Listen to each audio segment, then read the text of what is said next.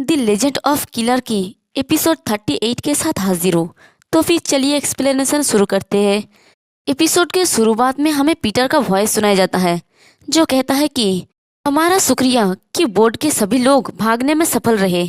इसके साथ glory club का सेकंड बेस घोस्ट क्रूज भी पूरी तरह से डूब गया। फिर हमें मिस्टर चोई अनचंग की याच का सीन दिखाया जाता है जहाँ पर जे और ह्योन अपने घुटनों के बल बैठ के कहता है कि सीनियर डिसाइपल साइमन डोगो ह्योंगजे जो एक दिन डिसाइपल बनने वाला है, हम लोग अपने सीनियर को ग्रीट करते हैं। वाओ, हमें नहीं पता था कि हम एक डिसाइपल से भी कभी मिल पाएंगे। तो उन्हें इस तरह से देखकर साइमन कहता है कि हे ऊपर वाले, तुम लोग तो मुझे शर्मिंदा कर रहे हो, जल्दी करो और उठ जाओ। तो पीटर साइड से उसे आहिस्ते से कहता है कि वो लोग आमतौर पर ऐसे ही हैं, इसलिए उन्हें ऐसे ही रहने दो। तभी जे बहुत ही एक्साइटेड होकर कहता है कि जब मैंने आपके कूल मूव्स देखा तो मैं तो पागल ही हो गया। और ह्योन उछलते हुए कहता है कि आप वो पहला पर्सन है जिन्हें मैंने स्वord चलाने में मुझसे बेहतर देखा। तो साइमन कहता है कि क्या मैं ऐसा दिखता था? तो पीटर उसे कहता है कि मैंने तुमसे कहा था ना कि वो लोग ऐसा ही है। तभी जे और ह्योन बहुत ही एक्साइटेड होकर कहता है कि लेकिन सीनियर, क्या आप लेजेंडरी पीटर से मिले हैं? अफवाह है कि वो सुनामी की तरह पूरी नेशंस को डिस्ट्रॉय कर सकता है, लेकिन क्या ये सच है? तो ये सुन के साइमन कहता है कि डिस्ट्रॉय? क्या तुम लोग डिसाइपल पीटर को नीची नजरों से देखते हो? तो ये सुन के वो दोनों ही कहता है कि अरे नहीं, हमारा ऐसा इरादा नहीं था। तो साइमन कहता है कि पीटर, वो आदमी एक सुनामी है। और ये कह के वो जोर जोर से हंसने लगता है। और ये देख के तो जे और ह्योन भी दोनों ही हंसते हुए कहता है कि डिसाइपल, वो सच में मेरी उम्मीद से भी ज्यादा है, वो तो सुनामी है। और उन तीनों पागल को इस तरह से हंसते हुए देखकर पीटर सोचता है कि ये तीनों तो एक जैसा ही पागल है। तभी साइमन उन दोनों के कंधे पे हाथ रख के कहता है कि लेकिन क्या तुम जानते हो, मैंने हाल ही में पीटर से तुम लोगों के बारे में सुना। ये सुन के वो दोनों ही हैरान से कहता है कि सर, पीटर हमारे बारे में जानते हैं? तो उन्होंने क्या कहा? तो साइमन कहता है कि उसने कहा कि तुम लोग एक दिन ग्रेट बनोगे। नहीं, उसने कहा कि तुम लोग फ्यूचर में एक डिसाइपल बनोगे। और ये कह के वो पीटर की तरफ एक आंख मारता है। और ये देख के पीटर कहता है, सोचता है कि हे ऊपर वाले, इसका तो कुछ भी नहीं किया जा सकता। और जे और ह्योन तो ये सुन के खुश होके कहता है कि मैं disciple, I love you Peter. तभी वहां पर प्रेसिडेंट चोई यंगचंग आ जाता है और पीटर से पूछता है कि क्या तुम्हें थोड़ा रेस्ट करने की जरूरत नहीं है सोंगू? उनकी बात सुन के पीटर कहता है कि मिस्टर प्रेसिडेंट, क्या ड्यूटी के दौरान बॉडीगार्ड आराम कर सकता है, इसके बजाय आपको? तभी मिस्टर चोई यंगचंग कहता है कि मैं वेपन इंडस्ट्री में हूँ, इसलिए मैं काफी टफ हूँ, मैंने अनगिनत बार अपने जान जोखिम में डाला है। तभी साइमन भी मिस्टर चोई यंगचंग को कहता है कि मुझे बचाने के लिए शुक्रिया मिस्टर प्रेसिडेंट, लेकिन इसकी वजह से ग्लोरी को आपके ऊपर संदेह हो जाएगा। तो मिस्टर प्रेसिडेंट कहता है कि डोंट वरी, ग्लोरी सोचता है कि मैं किसी रिमोट प्लेस पर बिजनेस ट्रिप पर आया हूँ। और उनकी बात सुन के पीटर सोचता है कि 3348 कोरिया में आइलैंड का नंबर इतना है, और योइल आइलैंड सबसे रिमोट आइलैंड में से एक है, वो जगह जहाँ साइमन छिपा हुआ था। क्या वो सच में नहीं जान पाएंगे कि आप और मैं वहाँ थे? उनके पास कितना खुफिया जानकारी है जिसका यूज उन्होंने साइमन को किडनैप करने के लिए किया। अभी तो राफेल मेरे दिए गए ह्यूमिलेशन की वजह से अपने दांत पीस रहे होंगे। खुद से आगे मत बढ़ो राफेल, क्योंकि ये तो बस शुरुआत है। और यहीं पर सीन शिफ्ट होता है और हम देखते हैं कि जीवॉन साइमन को चेहरे को बार बार टच करके कहती है कि ये कौन है? ये बुढ़ा तो जरा सा भी नहीं बदला है, एक बूढ़े अनमैरिड आदमी की बदबू, और ये झुर्रियां अभी भी बहुत ही बदसूरत है। और ये सुन के साइमन कहता है कि जीवॉन जो हमें सपोर्ट नहीं करता, कोई इतना जल्दी कैसे बदल सकती है? अरे यार, तुम्हारी आंखें तो 20 की उम्र में बिल्कुल ठीक काम कर रहे थे। और ये कहते हुए कि साइमन उन सेलिब्रिटी से भी ज्यादा हैंडसम था, और तुम मुझे शादी करने के लिए कहती रहती थी और मेरे पीछे पीछे घूमती रहती थी, और अब तुम मुझे डांट रही हो और कह रही हो कि मैं एक बदबूदार हूँ। तो ये सुन के जीवॉन उसकी पीठ पे जोर जोर से मारती हुई कहती है कि तुम ये बात क्यों ला रहे हो? तो साइमन चिल्ला के कहता है कि ओ, ये लड़की तो मुझे मार डालेगी, मेरे हाथ बहुत ज्यादा दर्द कर रहा है। तो जीवॉन कहती है कि मैं तो तुम्हारे पीठ पे मार रही हूँ, तो फिर तुम्हारे हाथ कैसे दर्द कर रही है? यानी हमारी जीवॉन और साइमन ये दोनों पुराने लव बर्ड्स है। तो साइमन कहता है कि लेकिन अभी वो राफेल क्या स्कीमिंग कर रहा है? डिवाइन ऑनर हॉस्पिटल और घोस्ट क्रूज, उन दोनों के बारे में बहुत सारे सस्पिशियस बातें हैं। तो ये सुन के जीवॉन और पीटर दोनों ही चुप रहता है। ये देख के साइमन कहता है कि क्या तुम दोनों बात क्यों नहीं कर रहे हो, एक के खिलाफ दो, क्या तुम लोग मुझे छोड़ रहे हो? तो जीवॉन सीरियस होके कहती है कि राफेल पीटर की सिंबॉलिक एग्जिस्टेंस को मारना चाहता था। फिर हमें साल 2013 का ग्लोरी क्लब का फॉर्मर चर्च डिवाइन कैथेड्रल का सीन दिखाया जाता है, जहाँ पर चर्च के अंदर 12 डिसाइपल होता है और उनके सामने होता है उनका फादर गैब्रियल, और वो सबको कह रहा होता है कि मेरा लॉर्ड, कोरिया इंडिपेंडेंट होने के बाद दुख और क्योस कम हो गया और कोरिया पेनिनसुला को शांति का आशीर्वाद मिला। ऐसा इसलिए क्योंकि आपके बच्चे शब्दों को पूरा करने के लिए हर संभव कोशिश किया। कोई नहीं जानता होगा कि इन बच्चों को शांति की कब्र के नीचे दफनाया गया था, बट गॉड, मुझे विश्वास है कि आप जानते हैं मेरे सॉन्स और डॉटर्स, इस मोमेंट से ही मैं 12 डिसाइपल को डिसॉल्व होने का ऑर्डर देता हूँ। जो खून पसीना और आंसू तुम लोगों ने बहाया है उन्हें पोंछ लो और बाहरी दुनिया में जाओ। यानी फादर गैब्रियल इन लोगों को आज़ादी दे रहा है। और जीवॉन की वॉइस कहती है कि लेकिन एक पर्सन था जो प्रीस्ट गैब्रियल के वर्ड के खिलाफ गया, वो था राफेल, ग्लोरी का करंट बॉस और प्रीस्ट गैब्रियल का एडॉप्टेड सन। और देखते हैं कि राफेल प्रीस्ट गैब्रियल को आके चिल्ला के कहता है कि नहीं फादर, मैं इसे एक्सेप्ट नहीं कर सकता। अगर आप उन 12 डिसाइपल को जाने देंगे तो ऑनर के बारे में क्या? नहीं, ग्लोरी का बिजनेस अभी बढ़ रहा है। तो फादर गैब्रियल कहता है कि राफेल, तुम्हारे ब्रदर्स और सिस्टर कोई टूल्स नहीं है, वो लोग लॉर्ड के प्रीसियस बच्चे हैं जिन्होंने लाखों लोगों को बचाने के लिए अपने जान जोखिम में डाल दिया, और इस दुनिया को अब हमारी जरूरत नहीं है। डिसाइपल्स ने मिलकर ये डिसीजन लिया, तो अब तुम यहाँ से जा सकते हो। तो इससे राफेल को बहुत ज़्यादा गुस्सा आने लगता है और देखते हैं कि राफेल गुस्से में कहता है कि नहीं, ये ठीक नहीं है फादर, आप इस पूरे टाइम लग्जरी में रहे हैं और अब जब आपका सब कुछ खत्म हो गया है तो आप बाहर निकलना चाहते हैं, तो फिर मेरे बारे में क्या, मेरा क्या होगा? और वो एक बड़े से मूर्ति के ऊपर पंचेस मर रहा होता है और गुस्से में कहता है कि आप मेरे फादर नहीं हैं, ये आप नहीं हो। मैं श्योर हूँ कि उन्हें शैतान ने बहकाया है, वो मेरे फादर नहीं हैं।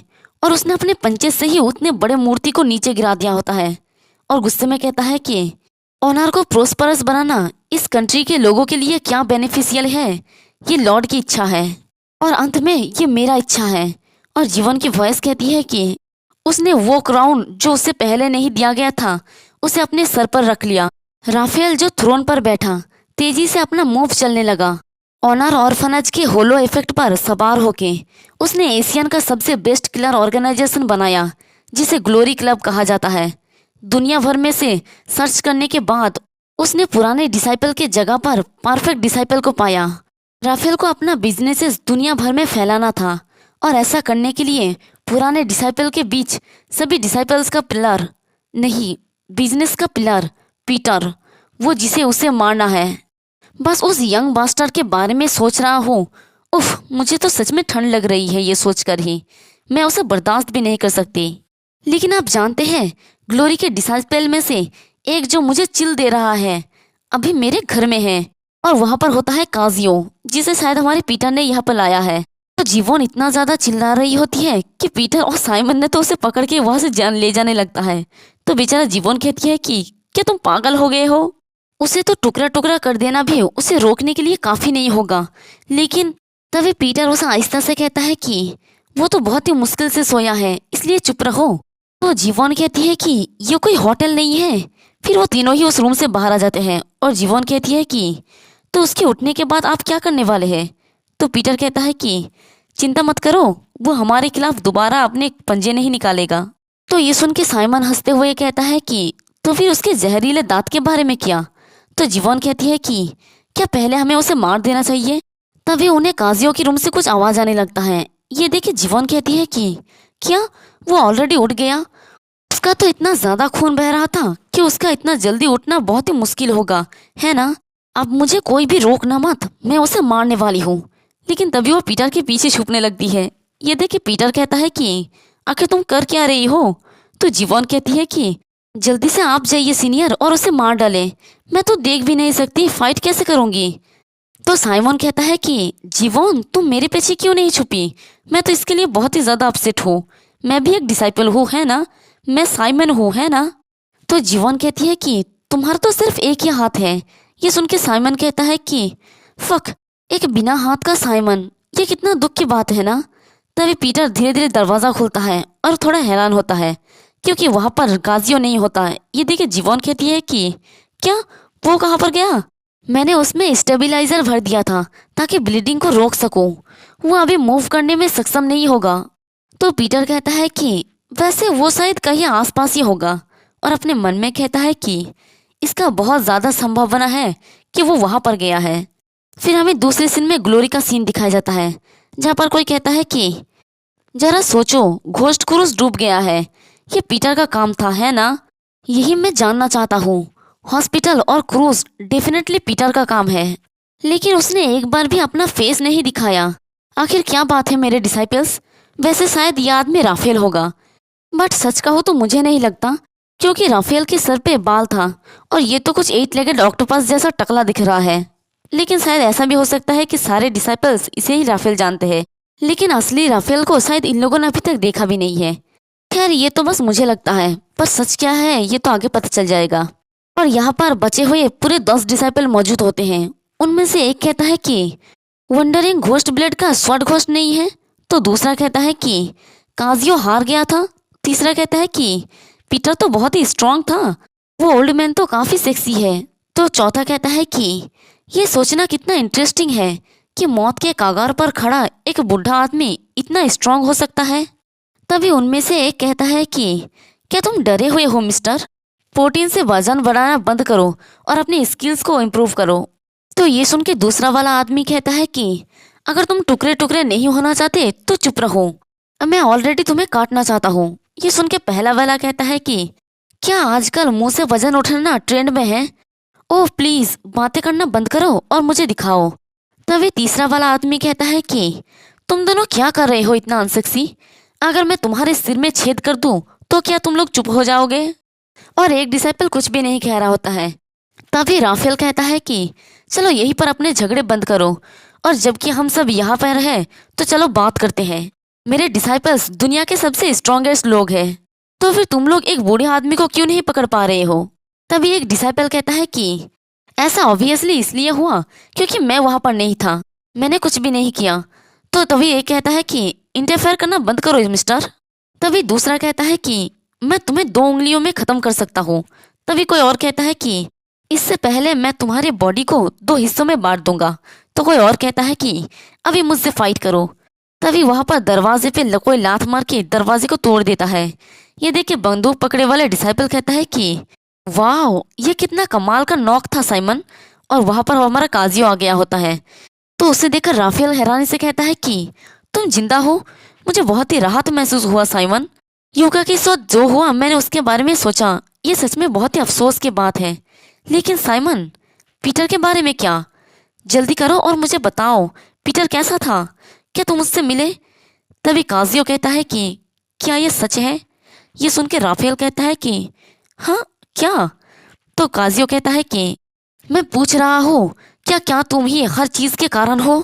तो राफेल कहता है कि मैं फॉलोइंग नहीं कर रहा हूँ, मुझसे जवाब लेने के लिए तुम्हें स्पेसिफिक क्वेश्चन तो पूछना होगा, है ना? तो काजियो कहता है कि वंडरिंग घोस्ट ब्लेड, मैं पूछ रहा हूँ कि तुम ही ने उन लोगों को मिटा दिया।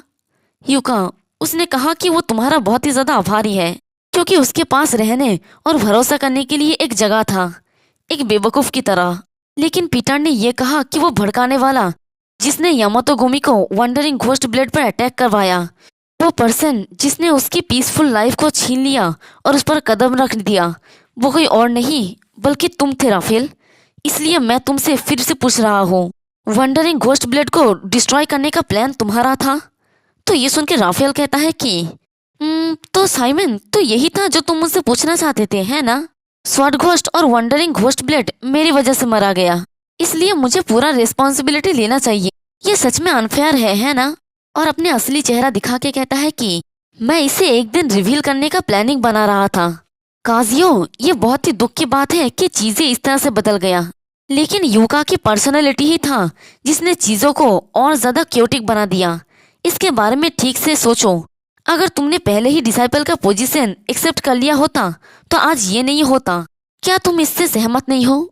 तो इससे काजियो को बहुत ज्यादा गुस्सा आने लगता है और वो कहता है कि मैं आशा कर रहा था कि ये सच ना हो, लेकिन ये सच था। और वो अपनी क्लॉज को निकाल के कहता है कि सारे डिसाइपल्स अच्छी तरह से सुन लो, अब से एक एक करके तुम लोग चले जाओ। 10 सेकंड बाद जो लोग भी अभी भी यहाँ पर होगा वो सब मरेंगे। और इसी के साथ हमारी ये वाला एपिसोड भी खत्म होता है। एक्सप्लेनेशन पसंद आई तो कमेंट करके ज़रूर बताना, वीडियो को लाइक और चैनल को सब्सक्राइब कर देना। शुक्रिया।